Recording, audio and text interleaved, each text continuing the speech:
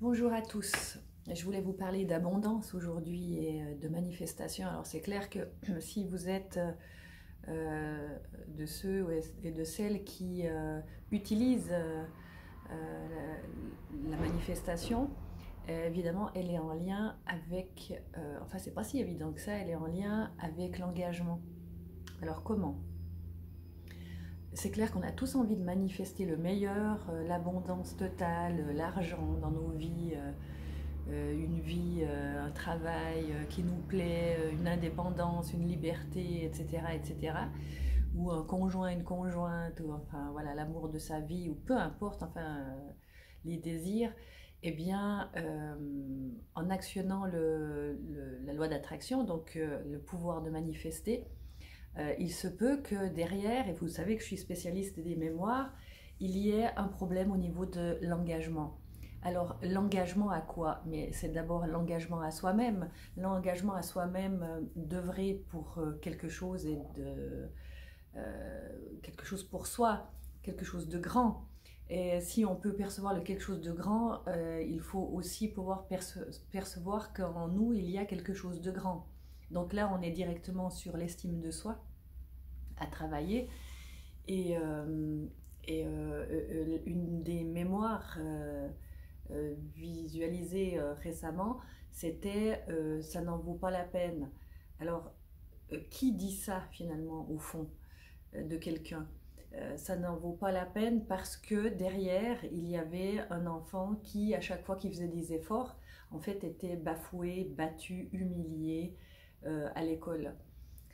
Ça paraît vieux comme situation, mais ça existe en fait, dans notre monde, euh, en Occident en tout cas, puisque je vis en Occident. Et comment se débarrasser de ça? Et ben, l'accueil du petit enfant intérieur, en lui demandant mais qu'aurais-tu fait et qu'aurais-tu fait si tu n'avais pas été battu, bafoué, humilié à l'école et si d'autres protagonistes s'étaient occupés de ton éducation? Alors c'est complètement différent de la vie qui s'est produite, ou je dirais différent dans une ligne parallèle mais bien en dessous du potentiel qui était requis. Je dis requis parce que qui était programmé par le grand tout finalement, hein, dans toute notre potentialité. Et ma foi, c'est bien dommage, mais ça existe. Je crois que personne ne peut. Peut-être que ça viendra un jour, en tout cas, c'est ma grande foi de pouvoir être avec des êtres qui, dès leur naissance, en fait, sont accompagnés dans leur potentiel. Et là, en l'occurrence, on est encore dans l'ère du temps où je déprogramme. Alors, je me déprogramme même moi encore et je déprogramme des gens autour de moi. Je les guide dans la déprogrammation cellulaire. Cette déprogrammation cellulaire, c'est justement aller toucher des endroits où il y a des pensées de merde, excusez-moi, mais c'est vraiment ça, et puis pouvoir retrouver finalement le potentiel, donc le potentiel énergétique, l'énergie derrière qui est comprimée. Alors on va utiliser quoi? Notre mental, il va pouvoir visualiser à travers notre imaginaire, c'est à travers évidemment nos ressentis, donc nos cinq sens. Si vous êtes doué en visualisation, ben on va travailler en visualisation. Si vous êtes doué, si vous êtes plus auditif, ben on va pouvoir travailler l'audition, le toucher kinesthésique, etc., etc., sur les cinq sens. Mais en tout cas, une majorité arrive à visualiser. Et dans cette visualisation, c'est de voir justement qu'une part de nous n'a pas pu, en fait, a été impuissant à toucher complètement son potentiel. Donc, qu'est-ce qu'on fait pour restaurer ça? Eh ben, c'est des prises de conscience. C'est des prises de conscience, mais aussi dans la thérapie énergétique que je propose, c'est vraiment d'aller justement interroger ce petit enfant intérieur et qu'est-ce qu'il a à nous dire, ce petit enfant intérieur, mais des tas de trucs. Vous pourriez même découvrir ce à quoi il était destiné en fait, et qui était bien caché au fin fond de la mémoire, et qui, cette mémoire, libère justement ce potentiel. Alors si ça arrive à 20, 25, 30, 45, 50 ans, En fait, peu importe à l'âge que ça arrive, c'est parfait. Ça peut arriver à 60 ans comme je sais pas, 80. Je dirais que là, alors, bien sûr qu'il pourrait y avoir, parce qu'il y a chaque fois quelque part des résidus de regret de ne pas avoir pu contempler ça et de ne pas pouvoir avoir pu rebondir à travers une nouvelle source énergétique qui nous appartient, hein, mais qui n'était pas visible, n'était pas tangible à un certain moment, dû à nos blessures, traumas d'enfance, voire transgénérationnels. Donc la consolation, c'est qu'en fait on en est tous affublés encore maintenant, et je vous disais dans la dernière capsule que finalement depuis des siècles, depuis la connaissance de l'histoire, si on regarde les Grecs, les Égyptiens, on a l'impression de tout le temps devoir recommencer, comme si le comportement de l'être humain, il était chaque fois à son stade primitif à devoir décortiquer ses mémoires pour comprendre en fait qu'il a un réel potentiel à se voir grand, beau, élargi, avec une myriade de possibilités de co-création sur Terre. Je vous parlais de l'engagement et c'est pour ça que cette capsule est créée aujourd'hui. Mais l'engagement, vous pouvez la lier avec finalement la sécurité intérieure. Beaucoup de gens sont désécurisés, ont besoin vraiment de beaucoup de sécurité. Et cette sécurité qui est aussi, donc le trop plein de sécurité, c'est aussi dû à un trauma de l'enfance. Mais tant qu'il existe comme ça, cette sécurité, bon ben, qu'est-ce qu'on va en faire? Donc je vous rappelle, premier chakra, trouver un toit, avoir des ressources pour remplir le frigo, payer les factures, le loyer, etc., etc. Mais le premier chakra, s'il est bien nourri et s'il est respecté, dans ce devoir, on va dire, sur Terre, d'être responsable finalement de notre propre vie, responsable de manifester justement assez de ressources pour pouvoir payer cette base. C'est moi ce que j'appelle ce qu'on doit à César, parce que c'est quand même un petit peu ça.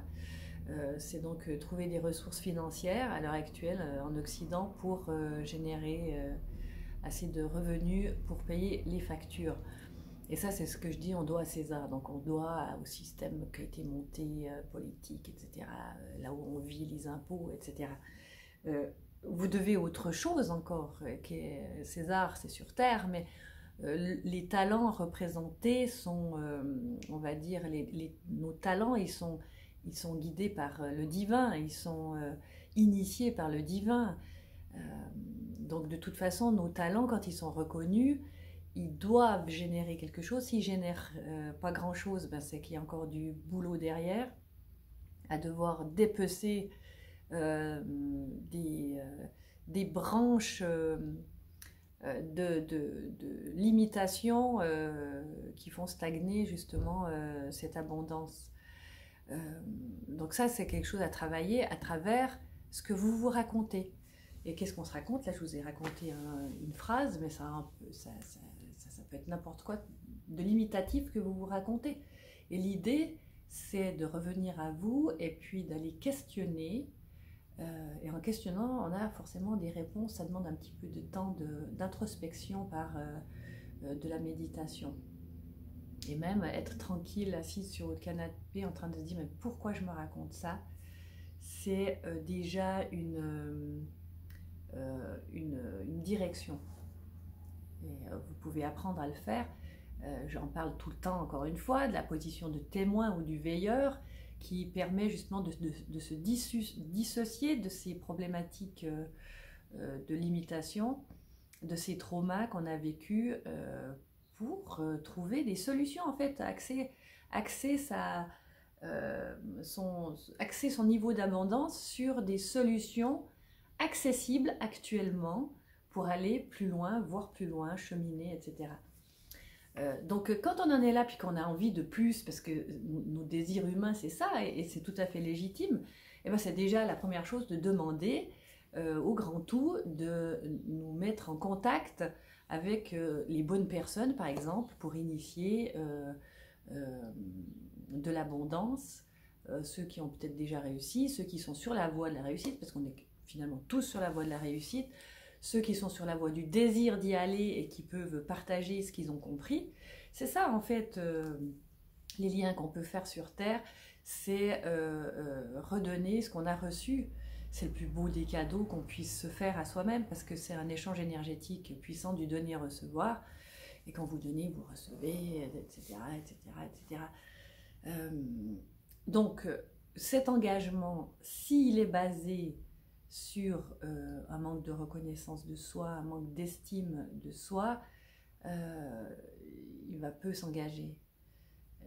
L'engagement a besoin de sentir une force qui le soutient, une force, je dirais presque narcissique, mais du bon côté évidemment, pas égoïste, parce que quand on veut rendre des services au monde, on peut être narcissique, on peut s'aimer, on peut aimer notre corps, on peut le soigner, on peut, j'en sais rien, c'est pas mon cas, mais acheter du Louis Vuitton si vous en avez envie, en fait tout ça c'est pas très important.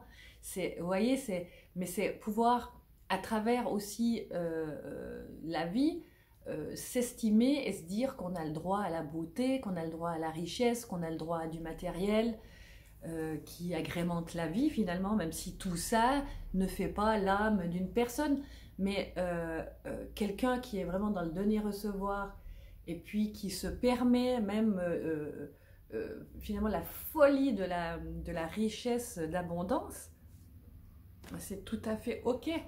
Si lui-même ou elle-même est aligné avec ça, il n'y a aucun problème. Les seules critiques qu'ils peuvent avoir, elles viennent vraiment de l'intérieur ou de l'extérieur, mais qui vient d'un intérieur, hein, de quelqu'un qui a des croyances limitantes sur la richesse, sur les possibilités, et je dirais, mais toutes les possibilités du pouvoir de vivre sa vie comme on l'entend finalement. Parce que si votre dinguerie à vous, c'est de vivre sous une tente en Laponie et puis de faire plein d'expériences comme ça, avec, je sais pas moi, 15 balles dans la poche, bah, c'est tout à fait ok.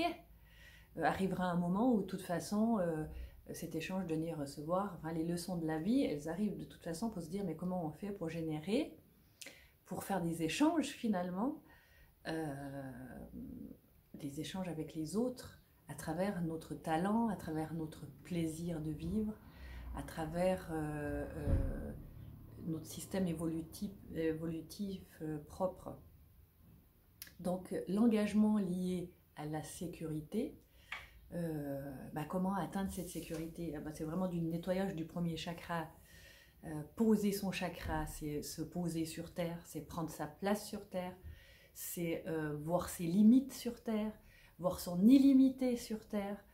Dans un corps est de toute façon limité, n'est-ce pas? L'esprit ne l'est pas. Et en fait, il l'est seulement quand notre mental crée des limites. Mais ce qui est important ici, c'est vraiment de se dire concrètement, en fait, comment est ma sécurité? Et petit pas par petit pas, eh bien, élargir sa sécurité pour pouvoir s'offrir un champ d'action dans le créatif et commencer à émettre quelque chose de supérieur. Quelque chose de supérieur, c'est des idées supérieures, c'est créer quelque chose de supérieur, créer du beau, partager le beau, vraiment s'occuper de soi en partageant le beau avec les autres. Et cette estime de soi qui est tellement difficile à atteindre sans aide, parce que finalement la roue à l'intérieur de soi, elle est tellement ancrée à se dire que ça ne vaut pas la peine, comme cette phrase le disait, ou alors c'était ça n'en vaut pas la peine, ou je ne mérite pas, ou tu ne peux pas, ou par loyauté, on ne peut pas, loyauté du père, de la mère, loyauté familiale, on ne peut pas aller au-dessus d'eux. Il y a même des héritages qui disent par loyauté qu'on ne peut pas être meilleur que, je ne sais pas moi, celui qui joue de la musique et qui a du succès dans la famille, le musicien ou le peintre ou Dieu sait qui a déjà son succès. Donc du coup il y a non-permission. Donc c'est ouverture de tous ces œufs, ces œufs où il y a quelqu'un à l'intérieur, en tout cas une énergie potentielle, Vous voyez, je parle par métaphore, quelqu'un, entité, c'est des entités qui nous gouvernent. Hein, moi, je les vois comme des entités à l'intérieur d'un champ arrondi informatif. Et ces informations, elles sont pérennes, mais dans le mal. Et l'histoire d'ouvrir ses œufs, puis d'aller regarder en disant, mais non, mais tu peux plus, mon petit, viens regarder dehors, ça peut être mieux et on va s'accompagner mutuellement. Hein. Moi, c'est comme ça que je parle à mes enfants intérieurs. Je ne vais pas te laisser tomber. Des fois, il fallait plus bas et souvent, il faut aussi avoir un regard extérieur. La vie nous l'offre aussi. C'est comment je me vois à travers les yeux d'un autre. Vous pouvez faire ça avec des amis, vous pouvez faire ça avec des thérapeutes, avec des coachs. Voilà. Puis aussi avec des masterclass sur Internet. Bref, avec des émissions qui vous entourent pour évidemment essayer de craquer ces programmes qui sont devenus obsolètes et qui vous contraignent à vous sentir serré en fait à vivre sur Terre. Et Dieu sait que si on regarde la matrice mentale mondiale, comment elle est créée, ben, elle sert l'être humain. Mais quand je dis sert, c'est du verbe serrer, c'est pas servir. Parce que en fait, on a créé une machine. C'est une machine mentale, mais qui provient de notre propre mental. Donc, cette matrice, elle est mentale et elle génère, elle a été conditionnée à générer, en fait, à travers l'esclavage. Et l'esclavage n'est pas sorti de la matrice. On tâche de trouver de la tempérance à gauche, à droite sur la manière de travailler. Il y a même des très très bonnes intentions, mais la conscience n'est pas encore très très bien visualisée, n'est pas bien vue encore, à quel point dans un système entrepreneurial, on pourrait rendre l'autre esclave, et puis l'autre va répondre par résonance à ce processus, parce que justement on a été programmé à ça depuis des siècles. Donc c'est percevoir aussi le service qu'on offre à la Terre à travers notre travail, qu'il soit entrepreneurial, personnel ou qu'il soit en travaillant en collaboration avec des entrepreneurs. Travailler, on dit pour des boîtes, mais moi j'aime plus dire ça, moi je dis travailler en collaboration ou avec des gens qui eux-mêmes ont créé des boîtes. Du coup, vous n'êtes plus le serviteur, vous êtes le collaborateur, ce qui est complètement différent quand même au niveau énergétique, vous comprenez? Donc, l'engagement est lié à tout ça, peut-être que j'oublie encore des choses, je reviendrai si j'ai d'autres idées, mais l'engagement est lié à ce processus de sécurité, à comment vous vous voyez dans cette matrice. Et quand vous sortez de cette matrice et puis que vous vous observez, vous l'observez elle, puis vous dites ben ça j'ai plus envie de servir, moi j'ai envie d'être plus libre dans mon service, j'ai envie de me rendre compte de mes qualités dans les services que je rends, j'ai envie de me rendre compte de mon talent, j'ai envie de me rendre compte, mais vraiment des choses positives, c'est vraiment shooter tout le négatif qui pourrait vous venir à l'esprit, parce qu'en fait il ne va pas vous servir le négatif, il va juste vous montrer que ça il faut mettre en corner, et puis trouver la solution pour aller plus loin, pour pouvoir vous engager, encore une fois, hein, engager avec vous-même d'abord. Et ça demande une conscience très très ouverte avec vous-même et avec toute l'histoire de votre vie, toute l'histoire que vous vous racontez à l'intérieur de vous-même et qui pourrait empêcher justement cette ouverture au potentiel. C'est vraiment comme un œuf qui est prêt à éclore un poussin complet. Hein, et ce poussin, il est complet et il va grandir, grandir, grandir jusqu'à faire un poulet ou une poule magnifique avec des parfaits de bout en bout. Donc si déjà à l'intérieur de cet œuf, il y a déjà c'est déjà tronqué parce que c'est entendu que depuis des airs et des airs, ça doit être comme ça, que le poulet, ben, ça vaut pas la peine qu'il grandisse, c'est trop dommage, vous allez vous arrêter à un moment donné. Vous allez vous arrêter et vous allez souffrir. Donc l'idée, c'est j'ancre mon premier chakra dans la terre en me disant que je suis un être humain qui vit sur Terre, qui se donne tout le potentiel possible pour créer, en se donnant des limites, c'est-à-dire que aussi les autres n'ont pas le droit d'empiéter sur votre territoire, et de reconnaître les talents et les qualités qui existent déjà en vous. Et je pense que ça, c'est totalement fondamental. Fondamental, ça se dit beaucoup sur les réseaux, mais alors au niveau énergétique, j'aimerais bien qu'on me dise comment vous ressentez ça en vous, pour que finalement vous vous aligniez sur le mode abondance, et je crée pour me sentir. Mais voilà, dans ma co-créativité, c'est divin, c'est un cadeau divin. Donc pouvez-vous être le cadeau divin incarné sur Terre? Telle est la question aujourd'hui. Voilà, en tout cas, moi je vous embrasse. Je vous recommande en tout cas de liker, de commenter volontiers, et puis de vous abonner, et puis s'il vous plaît, de éventuellement partager ces capsules à des personnes qui en auraient peut-être besoin. Donc partagez avec le cœur, et partagez aussi vous ce que vous savez bien faire, vos talents, votre côté créatif. Voilà, en tout cas je vous remercie, et à bientôt sur les ondes. Sur Facebook comme sur Instagram. Sur Instagram, j'ai une bio qui contient de quoi nettoyer vos chakras. Ça s'appelle Full Chakra Power. Donc c'est les 7 chakras nettoyés avec le chakra racine qui est version longue pour le nettoyer, puisque c'est votre soutien pour créer votre vie. Il y a aussi du coaching avec une belle offre. Il y a aussi, si vous voulez être soutenu et supporté par le tarot, il y a aussi une très jolie formation des arcanes majeurs. Je vous encourage à y aller si vous êtes intéressé. Ça peut vous être, c'est un outil en fait de développement personnel.